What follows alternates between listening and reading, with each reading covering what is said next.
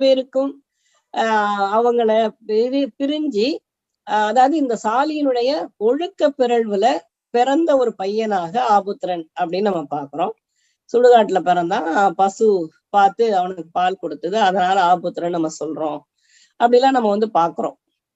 அவன் இந்த பசுவுக்கு அன்றைய வேத உபநிடதங்களோடு தொடர்புடையவர்கள் தொல்லை செய்து, அதாவது பசுவை பலி கொடுக்க வேண்டும் என்று பசுமாட்டை அவிழ்க்கும் பொழுது பசுவினால் காப்பாற்றப்பட்ட இந்த ஆபுத்திரன் நேரா போய் பசுவை நீங்க அவுத்துட்டு போக கூடாதுன்னு சண்டை போடும் போது அவனை அடித்து துரத்தும் பொழுது அவன் அப்படியே சோர்ந்து பசியோட இந்த சிந்தாதேவி கோயில்ல உட்கார்றான் மதுரையில அப்படின்னு ஒரு கதை இருக்கு. தென் மதுரையில அந்த கோயில்ல அந்த கோயில இந்த வினோத் மலைச்சாமி நேரிடையாக சென்று கலாய்வு செய்திருக்கிறார்.